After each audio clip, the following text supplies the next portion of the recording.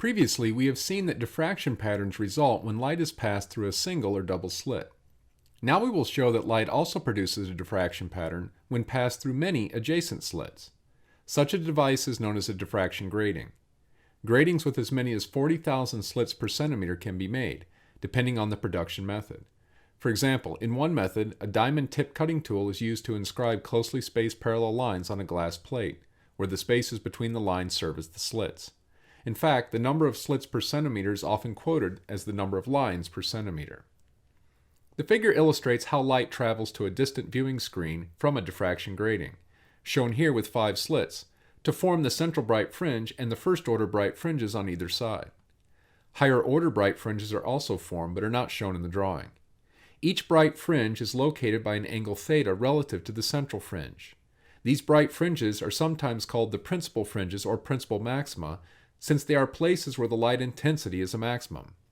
The term principal distinguishes them from the other, much less bright fringes that are referred to as secondary fringes or secondary maxima. Constructive interference creates the principal fringes.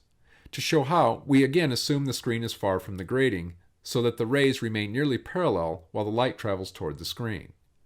In reaching the place on the screen where a first-order maximum is located, light from slit 2, for example, travels a distance of 1 wavelength farther than light from slit 1.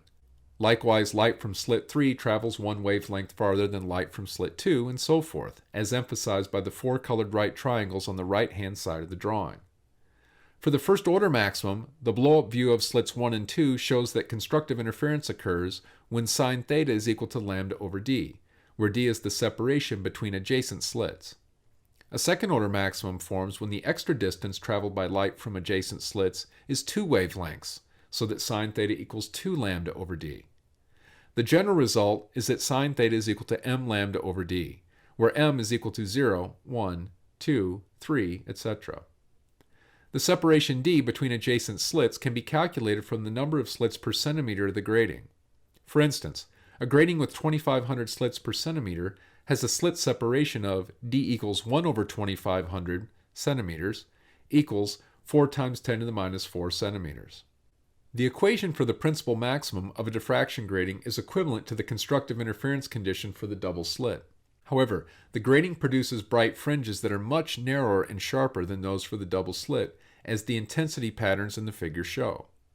Between the principal maxima of a diffraction grating, there are secondary maxima with much smaller intensities. For a large number of slits, these secondary maxima are very small. The grating is also similar to the double slit in that the locations of the bright fringes on the screen depend on the wavelength, since sine theta is proportional to lambda. Therefore, if white light is shined onto a diffraction grating, it will separate into its constituent colors, as individual colored maxima appear at unique theta values.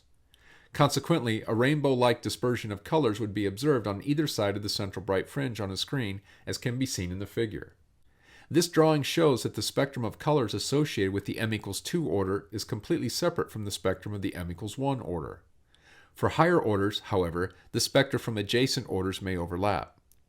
The central maximum at m equals 0 is white because all the colors overlap and interfere constructively there.